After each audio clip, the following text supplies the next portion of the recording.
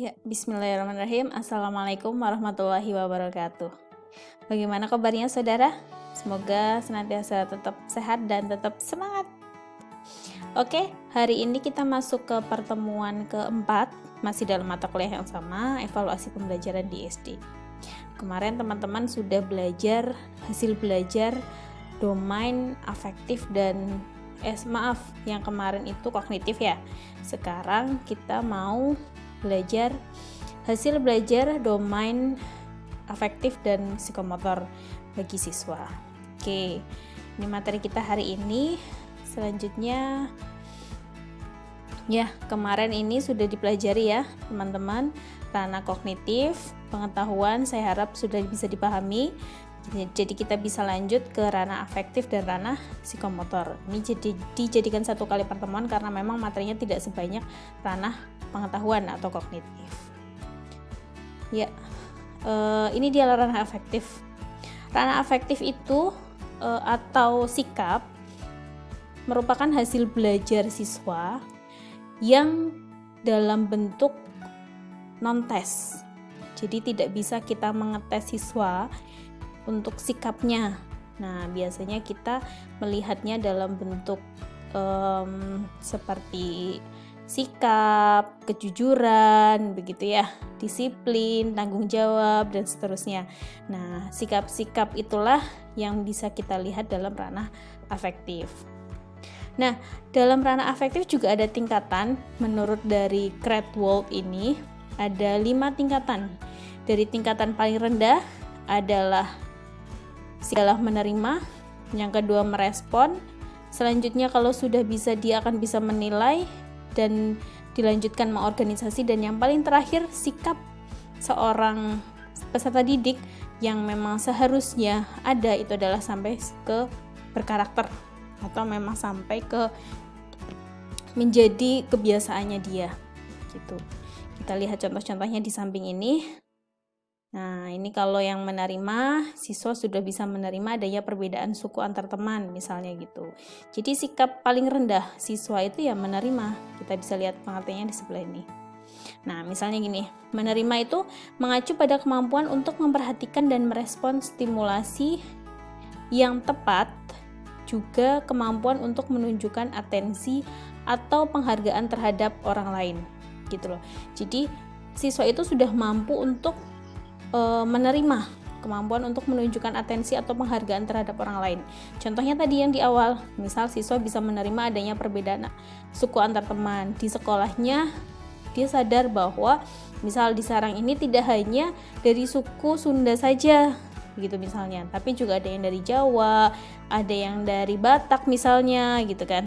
Nah, ini sudah bisa menerima. Yang kedua, merespon. Nah, tingkatan lebih tingginya, anak memiliki kemampuan untuk berpartisipasi aktif dalam suatu pembelajaran dan selalu memiliki motivasi untuk bereaksi dan mengambil tindakan. Nah, dia sudah bisa merespon.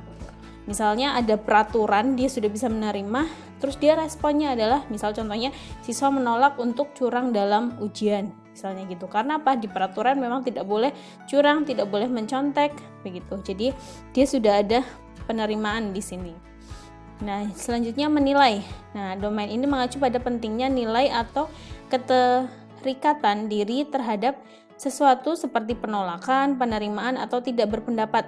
Juga kemampuan untuk menyatakan mana hal yang baik dan kurang baik dari suatu kegiatan atau kejadian dan mengekspresikannya dalam sebuah perilaku. Nah, menilai nih, dia sudah bisa sampai menilai. Kalau tadi ada sesuatu yang memang dia lakukan, misalnya siswa menghargai sikap teman yang jujur gitu kan, dia sudah bisa menilai karena jujur itu baik, makanya dia bisa menghargai temannya begitu. Yang selanjutnya adalah mengorganisasi. Apa itu mengorganisasi? Penyatuan nilai sikap yang berbeda yang membuat anak lebih konsisten untuk membentuk sistem nilai internalnya sendiri dan menyelesaikan konflik yang timbul di antaranya gitu. Jadi dia sudah bisa mengorganisasi diri dia sendiri. Kalau tadi menilai bagaimana orang lain, nah karena dia sudah tahu, dia sudah bisa mengatur dirinya untuk berperilaku disiplin gitu kan. Dia sudah bisa mengorganisasi dirinya sendiri ataupun mengorganisasi dari sebuah kegiatan teman-temannya gitu. Nah, yang terakhir adalah berkarakter. Nah, karakter diri seseorang dan daya hidupnya, kesemua ini adalah hal akan tercermin dalam sebuah tingkah laku, hubungannya dalam pribadi, sosial, dan emosinya. Jadi kalau sudah sampai mengkarakter, sudah sampai ke gaya hidupnya, ibaratnya gitu. Nah, ini adalah tingkatan sikap yang paling tinggi yang memang diharapkan dari guru-guru bisa membentuk karakter yang baik untuk siswa-siswanya. Begitu. Selanjutnya, oke, ada 5 tipe karakteristik afektif yang penting dalam pelaksanaan pendidikan, yakni yang pertama sikap, minat, konsep diri, moral, dan nilai. Nah, untuk pengertian lebih lanjutnya ini nanti akan menjadi tugas teman-teman. Jadi nggak semuanya saya paparkan di sini, jadi nanti akan jadi tugas teman-teman di sini. Kita lanjut. Nah, teknik penilaian ranah afektif ini ada 4. Yang pertama bisa observasi, bisa penilaian diri, bisa penilaian antar peserta didik, dan juga bisa penilaian jurnal. Nah, itu tekniknya seperti apa nanti silakan bisa dibaca di sini. Kurang lebihnya kalau observasi ya melakukan secara berkesinambungan dengan menggunakan indera, baik yang secara langsung maupun tidak langsung, gitu kan. Oke, ini juga nanti akan jadi bahan diskusi buat teman-teman. Nah, ini adalah cara mudahnya. Penilaian sikap itu bisa kita lakukan di kelas dan bisa kita lakukan di luar kelas. Nah, kalau di kelas itu ada utama, ada penunjang. Kalau utama kita bisa menggunakan pengamatan atau observasi. Nah, penunjangnya ini bisa menggunakan penilaian antar teman atau penilaian diri. Nah, ini bisa digunakan untuk yang penunjang. Nah, dilaksanakan sekurang-kurangnya 1 kali dalam proses pembelajaran. Kalau yang penunjang, kalau yang utama dilaksanakan selama proses jam pelajaran. Nah, kalau yang di luar kelas itu bisa pengamatan oleh guru wali kelas atau guru BK. Nah, itu kan dilakukan di luar jam pelajaran. Selanjutnya,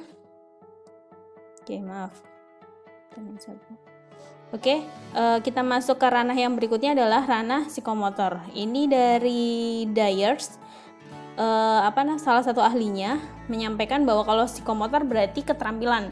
Nah, keterampilan ini juga kita bisa melihat tingkatannya. Dari yang paling rendah siswa itu tingkatannya adalah mengamati, dan yang paling tinggi adalah mencipta. Dari pertama mengamati dulu, terus menanya, habis itu dia mencoba, menalar, menyajikan, sampai ke dia bisa menciptakan. Gitulah, ini tingkatan ranah psikomotor yang seharusnya bisa dikuasai oleh siswa. Jadi kalau siswa baru masuk misalnya, dia baru bisa mengamati proses fotosintesis yang terjadi pada tumbuhan misalnya gitu. Dia hanya melihat saja, itu sudah masuk ke keterampilan.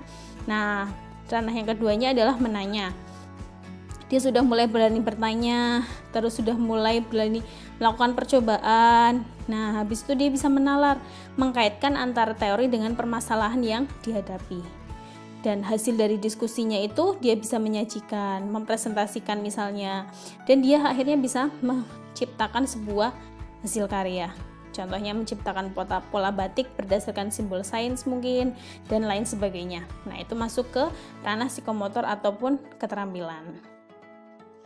Nah, untuk selanjutnya teknik penilaian ranah psikomotor ini terbagi jadi 3, ada tes praktek, ada project, ada portofolio.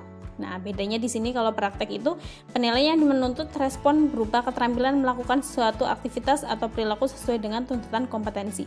Jadi kompetensinya dia apa yang dibutuhkan. Nah, itu terus dipraktekkan. Kalau project itu tugas belajar yang meliputi kegiatan, ada perancangannya, ada pelaksanaan sampai dengan ada pelaporan. Jadi prosesnya itu ditulis begitu, seperti apa itu project bedanya. Kalau portofolio mungkin teman-teman sudah sering mengenal ya. Penilaian yang dilakukan dengan cara menilai kumpulan seluruh karya peserta didik dalam bidang tertentu bersifat reflektif, integratif untuk mengetahui minat, perkembangan, prestasi atau kreativitas siswa dalam kurun waktu tertentu. Jadi misal dalam 1 semester, tugas-tugas siswa itu kita kumpulkan dari yang pertama sampai yang terakhir, terus jadilah itu sebuah portofolio. Perkembangannya kan kita bisa lihat begitu. Itu contohnya kalau untuk menilai teknik penilaian ranah psikomotor. Ya, langsung kita ke latihan. Jadi ini nanti kalau kelompoknya belum dibagi, silakan nanti dibagi. Terserah teman-teman. Yang penting di sini ada 10 kelompok.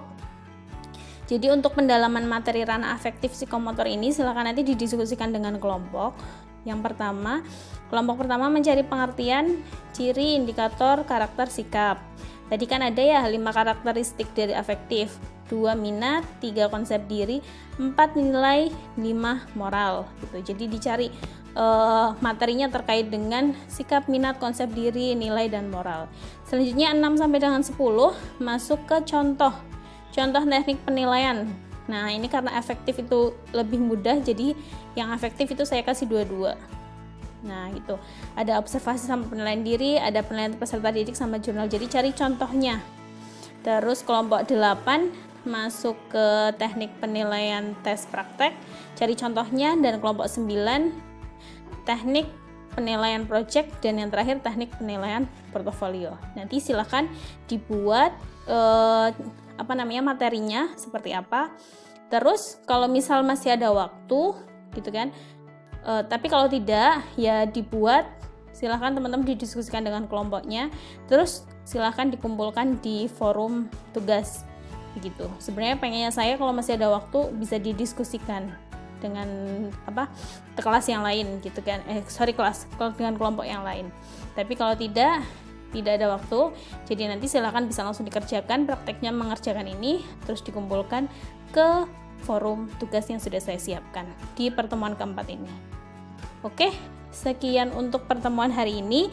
Semoga bermanfaat. Tetap semangat semuanya. Silahkan selamat mengerjakan tugasnya dan mencermati materinya. Banyak membaca, cari referensi lain selain materi yang saya sampaikan.